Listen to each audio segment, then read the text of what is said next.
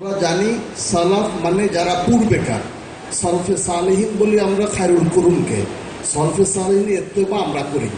ওরা কিন্তু ওদের উৎপত্তি হলো সালাফের পরে, আর সালাফের পরে যারা ওদেরকে আমরা বলি খালাফ। তো খালাফের ইত্তেবা যারা করে তারা কি সালাফি হবে না খালাফি হবে?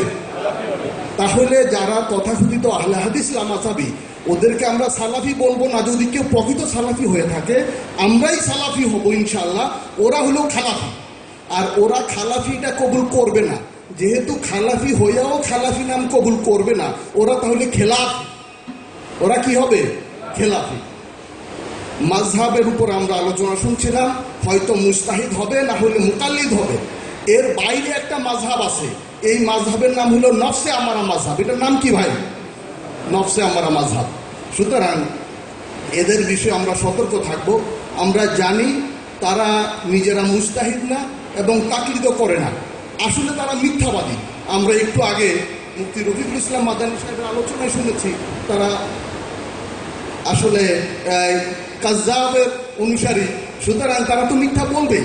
তারা কিন্তু কাউকে না কাউকে মানছে, আর মেনেও বলে যে আমরা মানি না। আমরা বলবো তারা তো হয়তো ইবনে তাইমিয়া রাহমাতুল্লাহকে মানে বা নাসিরুদ্দিন আলবানী সাহেবকে মানে, যাকেই মানুষ একজনকে মানে। কাউকে তারা না জানলে তারা নামাজ কিভাবে পড়ে? হয়তো জামে মসজিদের খতিবকে দেখে পড়ে, অথবা মহল্লার ইমাম সাহেবকে দেখে পড়ে। কাউকে না কাউকে দেখে তারা পড়ে। তারা তো মুস্তাহিদ না, হাদিস কোরআন বুঝেই না। সুতরাং তারা মেনেও বলে আমরা মানি না, তাহলে তারাও কাযযাব। কারণ কাযযাবের অংশ তো কাযযাবই হবে, মিথ্যাবাদী তারা। সুতরাং এসব ধোঁকাবাজ মিথ্যাবাদীদের চক্রান্ত থেকে আমাদের সতর্ক থাকতে হবে। 20 রাকাত তারাবি সম্পর্কে আমি 1 মিনিটে একটা কথা বলি। সাহাবা ইকরাম 20 রাকাত তারাবির নামাজ পড়েছেন, তারা বলে 8 রাকাত। এবং আমি প্রশ্ন করব, সাহাবা ইকরামকে কি আমরা বেদাতি বলবো, নাকি 8 রাকাতওয়ালা কি বেদাতি বলবো? আপনারা কি বলেন? 8 রাকাতওয়ালা হলো বেদাতি, কারণ সাহাবা ইকরামের আমলই তো হলো সুন্নাত। সুতরাং এসব ব্যাপারে আমাদের সতর্ক থাকতে হবে। এবং শেষ কথা, মাযহাব মানার প্রথম এবং প্রধান কারণ আমরা মুস্তাহিদ নই। আমরা কেন মাযহাব মানি? আমরা মুস্তাহিদ নই। দলিল বহু আছে হাদিসের কিতাবে। আমাদের মুফতি সাহেব কিতাব নিয়ে আসছেন, আসলে কিতাব বলে শেষ করা যাবে না। সুতরাং আমরা তাকলিদ করি কারণ আমরা মুস্তাহিদ নই। আমি যখন সৌদি আরবে প্রফেসর ডক্টর আয়েজ মদিনা ইউনিভার্সিটির প্রফেসর, আপনার মদিনা ইউনিভার্সিটির নাম শুনলে মানুষ ভয় পায়। আসলে ভয় পাওয়ার কিছু নাই। আমাদের মাঝে এমন এমন আলেম আছেন যে আলহামদুলিল্লাহ বিশ্বকে চ্যালেঞ্জ করছেন। তো আমি বললাম যে আপনি কোন মাযহাবে ইত্তেবা করেন? উনি পাল্টা আমাকে বললেন যে তুমি কোন মাযহাব মানো? আমি বললাম আমি হানাফি মাযহাব মানি। আমার উদ্দেশ্য হলো আমারটাকে ফরক করে নেয়, আমি ঠিক আছে কিনা, ওনার সামনে আমি টিকি কিনা। তো বললেন কেন? আমি বললাম আমি হাদিস কোরআন থেকে মাসালা ইস্তেমাদ করতে পারি না, ইস্তেহাদের আমার যোগ্যতা নেই, এই জন্য আমি ইত্তেবা করি হানাফি মাযহাবে। তিনি কোনো কথা বললেন না। আমি বলি আমার মাযহাব মানার প্রথম কথা এবং শেষ কথা এইটাই, আমি মুস্তাহিদ না।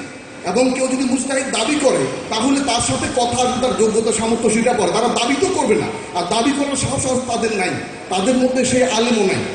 মুআজ্জাজ হাজিরিন, আমরা এই হাদিসের ইত্তেবা সম্পর্কে, কোরআনের ইত্তেবা সম্পর্কে একটা কথা বলে শেষ করব।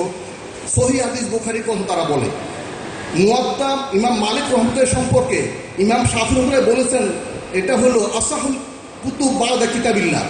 মুওয়াত্তা মালিক আপনারা জানেন, এবং সিলসিলাতুজ যাহাব বলা হয়। বুখারীর সিলসিলাতুল ফিদ্দা 5 জন রাবী, আর মুওয়াত্তা মালিক হলো 3 জন রাবী। সুতরাং আমরা মুওয়াত্তা মালিকের গুরুত্ব বুখারীর চেয়ে বেশি। এই কথাগুলো আলোচনায় আসতে হবে। এবং এই কোরআনে কারীম তো সহিহ, এই কথা বলারই অপেক্ষা রাখে না। কোরআনে কারীমের মধ্যে নাসিখ মানসুখ আছে। তো মানসুখ আয়াতের উপর কি আমল করা যাবে? সূরা নিসার 15 নম্বর আয়াতে যে জানিয়ার যেই শাস্তির কথা বলা হয়েছে, এইটা কি এখন আমল করা যাবে? যাবে না, কারণ হুকুম মানসুখ। তাহলে আয়াতের মধ্যে যদি নাসিখ মানসুখ থাকে, মানসুখ আয়াত আমল করা যায় না, বা হুকুম আয়াত যেগুলো মানসুখ আছে। হাদিসের লক্ষ লক্ষ হাদিসের মধ্যে তো মানসুখ আছে। তো নাসিখ মানসুখ না জানলে সেটা তো তেলাওয়াত করে তর্জমা করে আমল করা যাবে না। অর্থাৎ হুকুম নির্ধারণ করা এটি মুস্তাহিদের কাজ। আল্লাহ পাক রব্বুল আলামিন আমাদের বুঝার আমল করার তৌফিক দিন, আমিন। ওয়া মা আলাইনা ইল্লাল বালাগুল মুবিন। আসসালামু আলাইকুম ওয়া রাহমাতুল্লাহি ওয়া বারাকাতুহু।